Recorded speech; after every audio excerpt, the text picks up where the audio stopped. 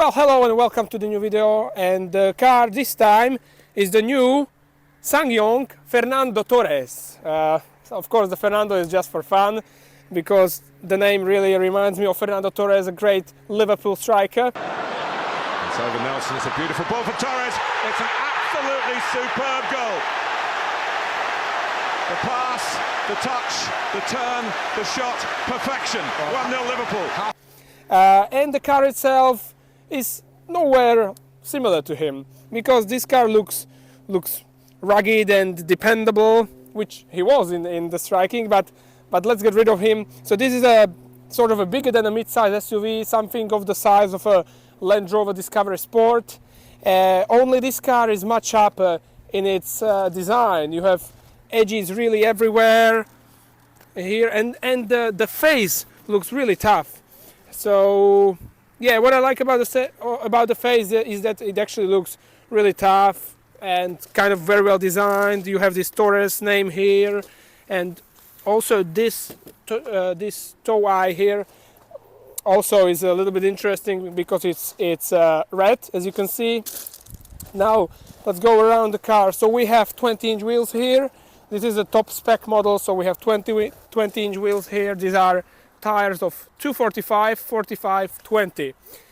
So yeah, also in terms of width, a reasonable size, which is good. The wheelbase is just under 2.7 meter, 2.68 meters, which is reasonable, but could be longer. And from the side, if we look at the car, this part, this C-pillar, really reminds me of a first generation Land Rover Discovery. So that's an interesting design element. And going into the rear, we have a quite nice looking rear lights. These again remind me a little bit of a Range Rover, even though they are a little bit smaller, but they are sort of a Range Rover-ish. And this thing here, I don't know why it got opened. So this is probably a feature that when you're standing nearby the boot, it gets opened on itself, which is kind of cool, actually. And the boot itself is a reasonable size. This is a four-wheel drive model, so we get 703 liters and almost 1665 liters if we put the seats down. And we also have underfloor storage, where we have a spare tire, which is cool. Yeah, it's a very reasonable boot. You have some straps here on both sides, a 12-volt socket, but we are missing some hooks, as I see. So yeah, but that's about the boot. And let's have a look also into the rear seats. So let me unlock the car, and let's try the 2.7 meter wheelbase. And as we can see, it is very reasonable in the back. So there is just enough room for my knees, very good room for my head and even for my feet. And in terms of practicality and comfort, you have huge bins in the door, you have heated seats in the rear, which is cool. You have then of course air conditioning, you have two charging sockets here, and another storage areas here in the central panel, which is very cool. And of course there has to be a central armrest and some very good elegant looking LED lights, and also a curtain, a shadow. So yeah, very good. Now let's have a look at the engine. And here on the way there, as you can see, this is the four-wheel drive model. The standard car is a two-wheel drive, and you can opt paying for the four-wheel drive model, which this is. So yeah, let's have a look at the engine. Where is it? Here. So the engine here is a typical SsangYong engine, which they use, a petrol engine. It's a 1.5 turbo with direct injection. It has 163 horsepower and 280 Newton meters of torque, and it is very well put together. Here in the engine bay, there is a heat shield for the battery. You have very good access to everything, it seems. Turbo is mounted in the front, and the engine itself looks to be mounted in front of the front axle. Yeah, very slightly. So yeah, but actually I will tell you in the driving part, but I think the engine is what they should have gone for, a different option than this petrol engine. Yeah, but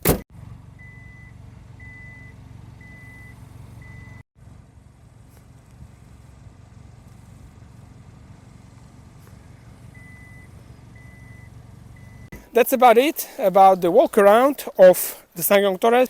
Let's take it further down the road and let's drive it.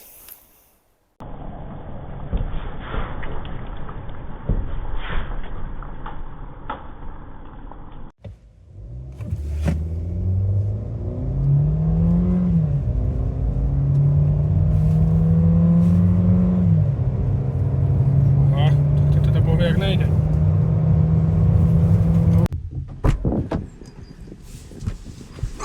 So, well, good morning. Welcome on board the new SsangYong Fernando Torres. Sorry, I cannot help myself. This is just a Fernando Torres for me. And this car is freaking very interesting. I mean, honestly, it looks very interesting from the outside, and it looks very interesting from the inside as well. So let me start the car because it's really cold, coming it's winter.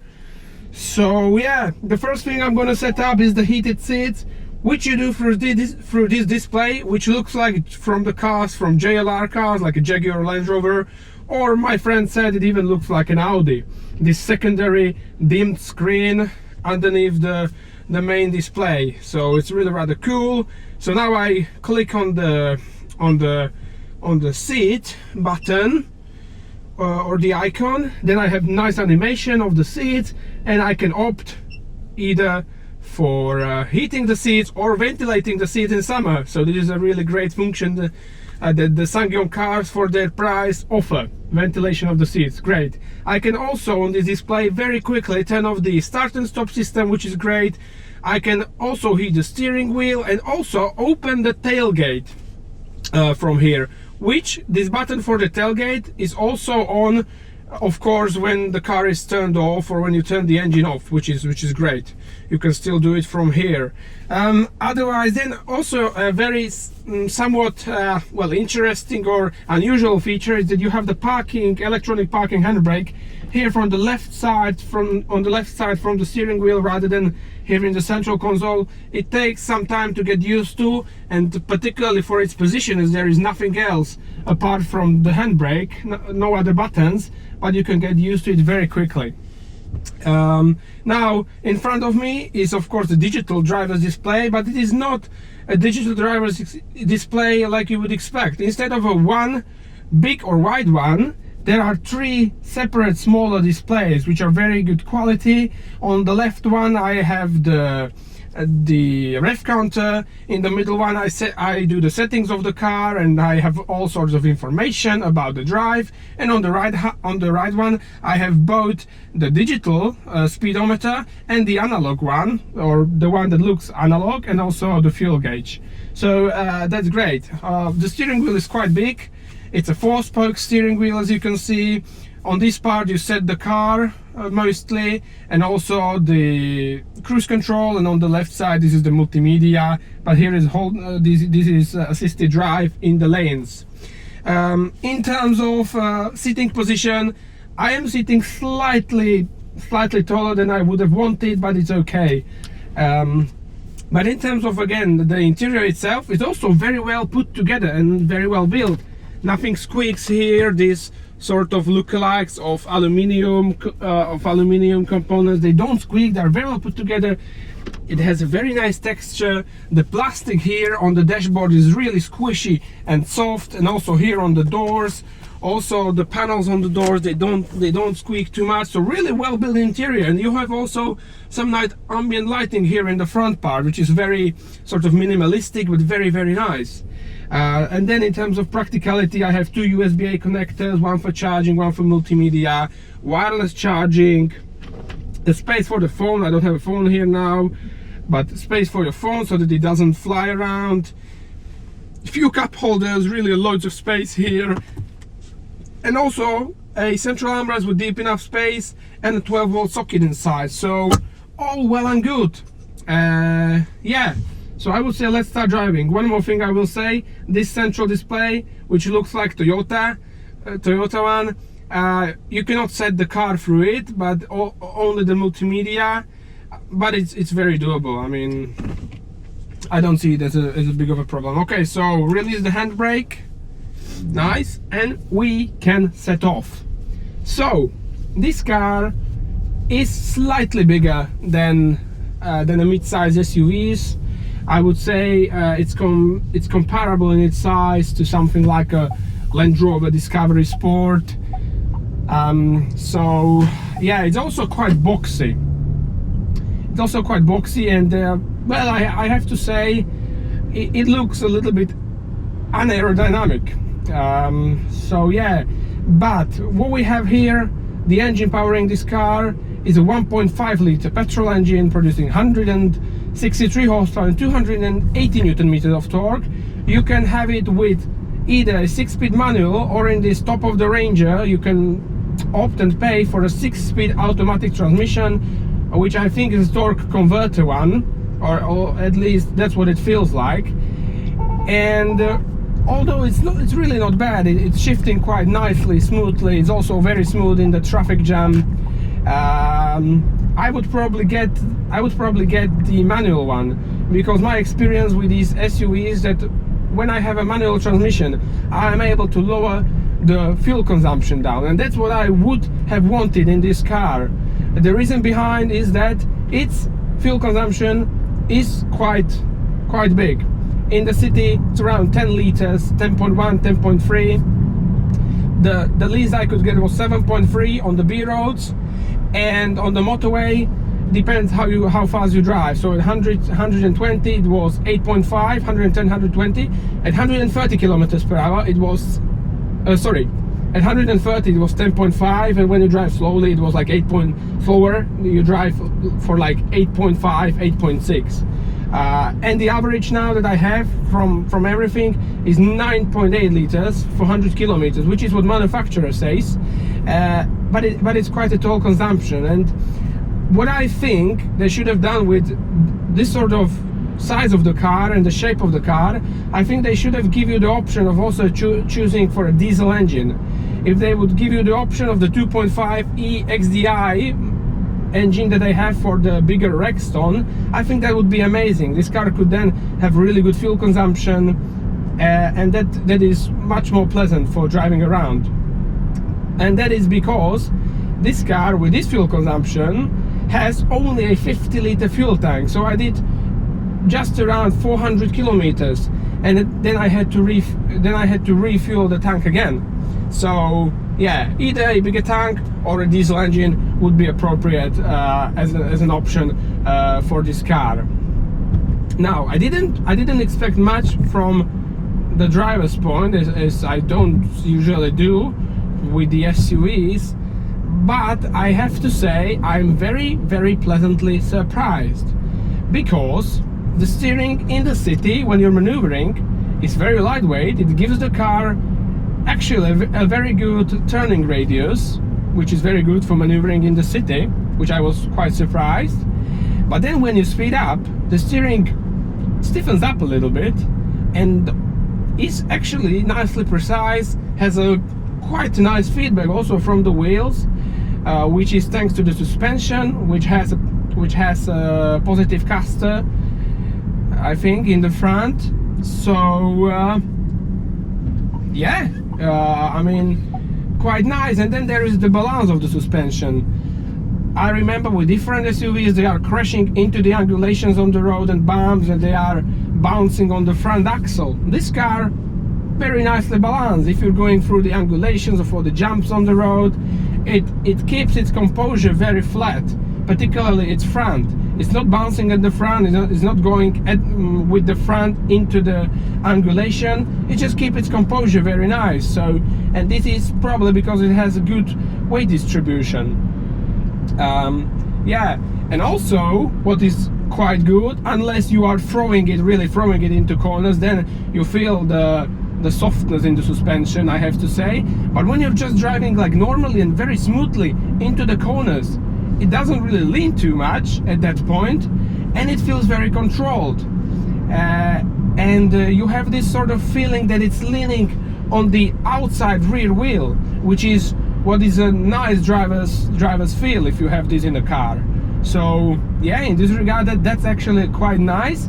And what I would say it's thanks to having more negative camber on the rear wheels than actually the front wheels. So when I was walking towards the car, I noticed this. The rear wheels, they have quite a quite a good camber to them, and so it makes the driving experience really nice, and I quite like that. So yeah, overall I have to say it's a very pleasant car. I wouldn't say it's the most comfortable, even though it keeps its composure, it doesn't bounce too much, but when you're going over the bumps and potholes, the suspension gives you enough of a feedback, quite a stiff feedback actually, through the seat about the bumps themselves. So and we have 20-inch wheels here in this top of the Ranger, which they make these bumps even more pronounced.